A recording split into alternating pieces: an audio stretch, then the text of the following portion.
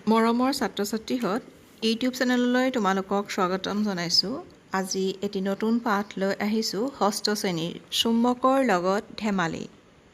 মৰমৰ ছাত্ৰ-ছাত্ৰীহঁত তোমালোকে সকলোৱে চুম্বক দেখিছা নহয়নে বাৰু? বিভিন্ন ক্ষেত্ৰত চুম্বক ব্যৱহাৰ কৰা হয়। চিত্ৰখন চোৱাচোন, এখন ক্ৰেনৰ মূৰত চুম্বক এটুকুৰা লগা আছে যিয়ে জাবৰ পেলোৱা ঠাইডোখৰৰ পৰা লুৰ টুকুৰাবোৰ তুলি আনিছে। অৰ্থাৎ চুম্বকৰ সহায়ত আমি আৱৰ্জনা নিষ্কাশন বা জাবৰ নিষ্কাশন কৰিব পাৰোঁ। তাত থকা লুৰ টুকুৰাবোৰ আমি পৃথক কৰিব পাৰোঁ। আমি ঘৰুৱাভাৱে বিভিন্ন সামগ্ৰী ব্যৱহাৰ কৰোঁ। আলমাৰী, ৰেফ্ৰিজাৰেটৰ আদিত আমি ষ্টিকাৰ লগাওঁ, দেখিছানে বাৰু? সেই ষ্টিকাৰবোৰ আঠাৰ সহায়ত লগোৱা নহয়, তাত এডোখৰ চুম্বক থাকে আৰু চুম্বকৰ সহায়ত সেই ষ্টিকাৰবোৰ লগোৱা হয়। ঠিক তেনেদৰে আমি ব্যৱহাৰ কৰা আলপিন থোৱা পাত্ৰটো এডোখৰ চুম্বক লগাই থোৱা থাকে। পেঞ্চিলৰ বাকচ আদিতো চুম্বক থাকে। আমি ব্যৱহাৰ কৰা মানি বেগ বা এনেকুৱা তোমালোকে লোৱা বেগৰ বুটামটো চাবাচোন, নিজে নিজে লাগি ধৰে, তাতো এডোখৰ চুম্বক থাকে। চুম্বকৰ আৱিষ্কাৰ অতি আমোদজনক। অতীতৰ গ্ৰীচ দেশত মেগনাছ নামৰ এজন ভেড়াৰখীয়া আছিল। তেওঁ ভেড়া আৰু ছাগলীৰ জাকটো ওচৰৰ পাহাৰটোলৈ চৰাবলৈ নিছিল। ভেড়া ছাগলীৰ জাকটো চম্ভালিবলৈ তেওঁ এডাল লাঠি লগত লৈ ফুৰিছিল। লাঠিডালৰ এটা মূৰত এটুকুৰা সৰু লো লগোৱা আছিল। এদিনাখন তেওঁৰ লাঠিডাল পাহাৰৰ কাষৰ শিল এডোখৰৰ পৰা টানি আঁতৰাই আনিবলৈ খুব কষ্ট কৰিবলগীয়া হৈছিল আৰু তেতিয়া তেওঁ আচৰিত হ'ল। শিলটোৱে লাঠিডালক আকৰ্ষণ কৰাৰ বাবে এনে হোৱা যেন লাগিছিল। এই শিলটুকুৰা আছিল প্ৰাকৃতিক চুম্বক আৰু এই ভেড়াৰখীয়াৰ লাঠিডালৰ লোৰ মূৰটো আকৰ্ষণ কৰিছিল। এইদৰেই প্ৰাকৃতিক চুম্বক আৱিষ্কাৰ হৈছিল। সেই ধৰণৰ শিলবোৰক সম্ভৱতঃ ভেড়াৰখীয়াজনৰ নামেৰেই মেগনেটাইট বোলা হৈছিল। মেগনেটাইটত লো থাকে। কিছুমানে বিশ্বাস কৰে যে প্ৰথমে মেগনেটাইট মেগনেছিয়া নামৰ এখন ঠাইত আৱিষ্কাৰ হৈছিল। লো আকৰ্ষণ কৰিব পৰা গুণ থকা দ্ৰৱসমূহক আজিকালি চুম্বক বা মেগনেট বুলি জনা যায়। যি কি নহওক, এতিয়া মানুহে জানিলে যে এনে কিছুমান শিল আছে যাৰ লো আকৰ্ষণ কৰিব পৰা গুণ আছে। তেওঁলোকে এইটোও জানিলে যে শিলবোৰৰ ক্ষুদ্ৰ অংশবোৰত কিছুমান বিশেষ গুণ আছে। প্ৰকৃতিত পোৱা এই বস্তুবোৰকে মেগনেট বা চুম্বক বুলি কোৱা হয়। লোৰ পৰা চুম্বক প্ৰস্তুত কৰা প্ৰণালী আৱিষ্কাৰ হৈছে আৰু এইবোৰক কৃত্ৰিম চুম্বক বুলি জনা যায়। আজিকালি বিভিন্ন আকৃতিৰ কৃত্ৰিম চুম্বক প্ৰস্তুত কৰা হয়। দণ্ড চুম্বক, ঘূৰানলীয়া চুম্বক, চুঙাকৃতি বা ডাম্বেল আকৃতিৰ চুম্বক, এইবোৰ হৈছে বিভিন্ন আকৃতিৰ চুম্বকৰ উদাহৰণ। ক্ৰিয়াকলাপ এটা চাই লওঁ আহাচোন। প্লাষ্টিক বা কাগজৰ গিলাচ এটা লোৱা। চিত্ৰত দেখুওৱাৰ দৰে লো বা কাঠৰ সাবটা ষ্টেণ্ডত লগাই লোৱা। গিলাচৰ ভিতৰত এটুকুৰা চুম্বক ৰাখা আৰু গিলাচৰ মুখখন কাগজেৰে ঢাকি দিয়া যাতে চুম্বকডাল বাহিৰৰ পৰা দেখা নেযায়। এডাল লোৰ ক্লিপ সূতাৰে বান্ধি লোৱা। সূতাডালৰ আনটো মূৰ ষ্টেণ্ডডালৰ তলিত বান্ধি দিয়া। চাবা যাতে সূতাডালৰ দৈৰ্ঘ্য যথেষ্ট চুটি হয়। ক্লিপটো গিলাচটোৰ তলিৰ ওচৰলৈ আনা। ক্লিপটো কাৰো সহায় নোলোৱাকৈ চিলাৰ দৰে ওপৰলৈ উঠি আহিছে। ইয়ে প্ৰমাণ কৰে যে চুম্বকে লো আকৰ্ষণ কৰে। চুম্বকে সকলো ধৰণৰ বস্তুকে আকৰ্ষণ নকৰে। অৰ্থাৎ যিবোৰ বস্তু বা পদাৰ্থক চুম্বকে আকৰ্ষণ কৰে তেনে বস্তুবোৰকে চুম্বকীয় পদাৰ্থ বুলি কোৱা হয়, যেনে লো, নিকেল, কবাল্ট আদি। আনহাতে যিবোৰ বস্তু চুম্বকে আকৰ্ষণ নকৰে সেইবোৰক অচুম্বকীয় পদাৰ্থ বুলি কোৱা হয়, যেনে কাগজ, প্লাষ্টিক, কাঠ আদি। চুম্বকৰ দুটা মেৰু থাকে, এটা হৈছে উত্তৰ মেৰু আৰু আনটো হৈছে দক্ষিণ মেৰু। এখন বগা কাগজত অলপ লোৰ গুৰি ছটিয়াই এডাল দণ্ডচুম্বক তাৰ ওপৰত ৰাখিলে লুৰ গুৰিবোৰ গোটেই চুম্বকডালতে লাগি নধৰে। চুম্বকডালৰ কোনোবা এটা অংশত লুৰ গুৰিবোৰ আন অংশতকৈ বেছিকৈ লাগি ধৰে, অৰ্থাৎ মেৰু অঞ্চলত মূৰ দুটাত চুম্বকৰ গুৰিবোৰ লাগি ধৰে আৰু এই চুম্বকডালৰ বিভিন্ন অংশই লু আকৰ্ষণ কৰা ধৰণৰ কিছু পৰিৱৰ্তন আমি দেখিবলৈ পাওঁ আৰু যি অংশত বেছিকৈ লাগি ধৰিছে অৰ্থাৎ মেৰু অঞ্চল দুটাত সেই দুটাই হৈছে চুম্বকৰ দুই মূৰ বা চুম্বকৰ মেৰু। চুম্বক এডাল ওলমাই ৰাখিলে চুম্বকডাল সদায় উত্তৰ আৰু দক্ষিণমুৱা হৈ থাকে। ক্ৰিয়াকলাপ এটাৰ সহায়ত চাওঁ আহাচোন। এডাল দণ্ডচুম্বক লোৱা চিনাক্ত কৰিবৰ বাবে ইয়াৰ এটা মূৰত এটা চিন দিয়া। এতিয়া চুম্বকডালৰ মাজত সূতা এডালেৰে বান্ধা যাতে কাঠৰ ষ্টেণ্ডৰ পৰা ইয়াক ওলমাই ৰাখিব পাৰি। চুম্বকডাল অনায়াসে ঘূৰিব পাৰে সেই কথাটোলৈ মন কৰিবা। চুম্বকডাল স্থিৰ হ'বলৈ দিয়া। স্থিৰ অৱস্থাত চুম্বকডালৰ মূৰ দুটাৰ স্থান দেখুওৱাৰ বাবে মাটিৰ দুটা বিন্দু দি চিন দিয়া। বিন্দু দুটা লগাকৈ এডাল ৰেখা টানা আৰু এই ৰেখাডাল স্থিৰ অৱস্থাত চুম্বকডালে কোন দিশে মূৰ কৰি আছে সেইটো দেখুৱাবা। এতিয়া চুম্বকডালৰ এটা মূৰ ধৰি লাহেকৈ যিকোনো দিশত ঘূৰাই দিয়া আৰু স্থিৰ হ'বলৈ দিয়া।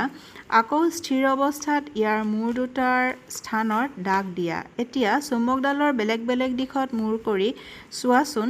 চাবা পুনৰ স্থিৰ হ'লে বা মুক্তভাৱে ওলমি থকা দণ্ডচুম্বকডালে সদায় এটা নিৰ্দিষ্ট দিশতে থাকে, যিটো হৈছে উত্তৰ দক্ষিণ দিশ। ৰাতিপুৱা শুই উঠি সূৰ্য উদয় হোৱাৰ দিশটো অনুমানিক পূব দিশ হয়। সেইটো উলিয়াই লৈ তুমি যদি পূবফালে মূৰ কৰি আছা তেন্তে তোমাৰ বাওঁ হাতৰ ফালে উত্তৰ দিশ হ'ব। সূৰ্য চাই দিশ নিৰ্ণয় কৰিলে সম্পূৰ্ণ শুদ্ধ নহ'বও পাৰে, কিন্তু ই তোমাক ৰেখাডালৰ দক্ষিণৰ পৰা উত্তৰ দিশ নিৰ্ণয় কৰাত সহায় হ'ব। এইটো ব্যৱহাৰ কৰি চুম্বকডালৰ কোনটো মূৰ উত্তৰ ফালে আৰু কোনটো মূৰ দক্ষিণ ফালে আছে তাক চিনাক্ত কৰিব পাৰিবা। উত্তৰ দিশৰ মূৰ বা চুম্বকৰ উত্তৰ মেৰু বুলি কোৱা হয় আৰু আনটো মূৰ যিটো দক্ষিণ ফালে মূৰ কৰি থাকে তাক চুম্বকৰ দক্ষিণ মেৰু বুলি কোৱা হয়।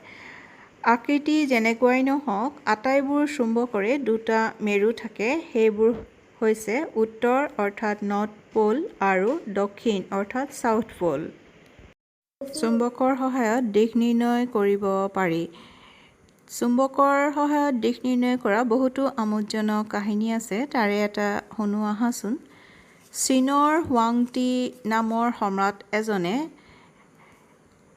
তেওঁৰ এখন গাড়ী আছিল অৰ্থাৎ ৰথ আছিলে। তেওঁ এটা নাৰীৰ মূৰ্তি তাত লগাইছিলে আৰু এই মূৰ্তিটো যিকোনো দিশতে ঘূৰিব পাৰিছিল। মূৰ্তিটোৰ এখন প্ৰসাৰিত বাহু আছিল আৰু এনেকুৱা লাগিছিল যে ই বাটহে দেখুৱাইছে। সম্ৰাটজনে ৰথত উঠি যেতিয়া নতুন ঠাইলৈ গৈছিল তেতিয়া এই মূৰ্তিটো প্ৰসাৰিত বাহুটো চায়েই দিশ নিৰ্ণয় কৰিবলৈ সমৰ্থ হৈছিল।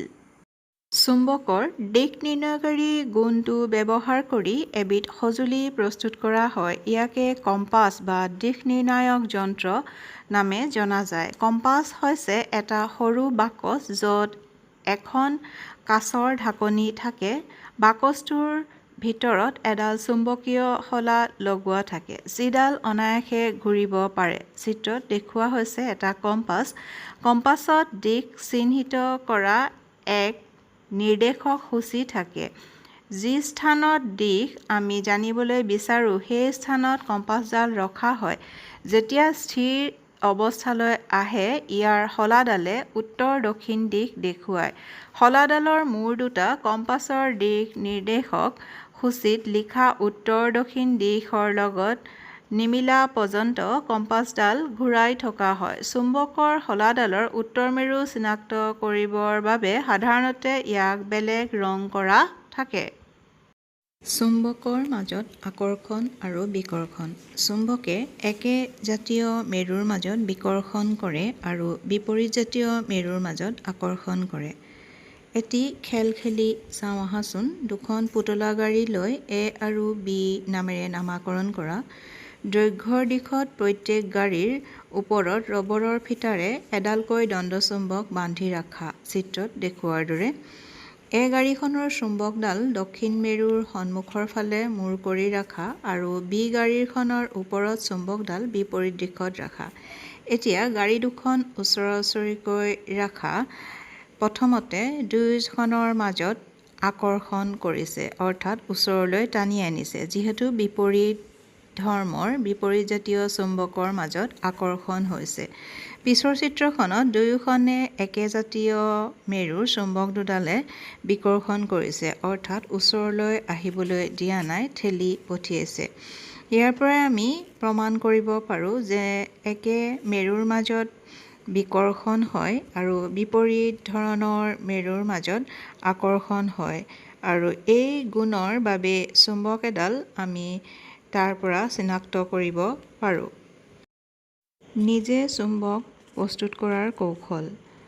এটুকুৰা আয়তাকাৰ লোৰ টুকুৰা লৈ মেজৰ ওপৰত থোৱা আৰু এটুকুৰা দণ্ডচুম্বক লৈ তাৰ এটা মেৰু লোৰ টুকুৰা এটা মূৰত লগাই দিয়া। চুম্বকডালৰ ওপৰলৈ নুতুলাকৈ লো টুকুৰাটোৰ ওপৰেৰে আনটো মূৰ নোপোৱা পৰ্যন্ত ঘঁহাই নিয়া। এতিয়া চুম্বকডাল উঠাই অনা আৰু একেটা মেৰুকে পুনৰ লো ছটাৰ আগৰ ঠাইত লগাই লোৱা। য'ৰ পৰা আৰম্ভ কৰিছিলা লোৰ টুকুৰা ওপৰত আগতে কৰা দিশত পুনৰ চুম্বকডালত ঘঁহাই নিয়া। এই প্ৰক্ৰিয়া 30ৰ পৰা 40 বাৰ কৰা। এটা পিন বা অলপ লোৰ গুৰি দণ্ডচুম্বকৰ ওচৰলৈ আনি এডাল চুম্বকলৈ পৰিণত হৈছে নে নাই চোৱা, আৰু এই প্ৰক্ৰিয়াটো একেৰাহে কিছু সময়লৈকে কৰা। মনত ৰাখিবা, চুম্বকৰ মেৰু আৰু ঘঁহাই নিয়া দিশ কেতিয়াও সলনি নহয়। লোৰ গজাল, বেজী বা ব্লেড ব্যৱহাৰ কৰিও তুমি এইবোৰ চুম্বকলৈ পৰিৱৰ্তন কৰিব পাৰিবা। চুম্বকযুক্ত বস্তুৰ ল'বলগীয়া সাৱধানতা। সুৰক্ষিতভাৱে ৰাখিবলৈ চুম্বকৰ বিপৰীত মেৰুবোৰ একে দিশত লগাই যোৰা পাতি থ'ব লাগে। সিহঁতক কাঠৰ দ্বাৰা পৃথক কৰি থ'ব লাগে আৰু সিহঁতৰ মূৰৰ ফালে দুটুকুৰা কোমল লো লগাই থ'ব লাগে। ঘূৰণীয়া চুম্বকৰ মেৰুকেইটা এটুকুৰা লো লগাই ৰাখিব লাগে। গৰম কৰিলে, হাতুৰিৰে কোবালে বা ওপৰৰ পৰা পৰিলে চুম্বকৰ গুণ হেৰুৱায়। ভালদৰে যদি থোৱা নহয় তেন্তে চুম্বক দুৰ্বল হৈ পৰে। কেছেট, মোবাইল, টেলিভিছন, সংগীত ব্যৱস্থাপনা, কম্পেক্ট ডিস্ক আৰু কম্পিউটাৰৰ পৰা চুম্বক সদায় আঁতৰত ৰখা উচিত।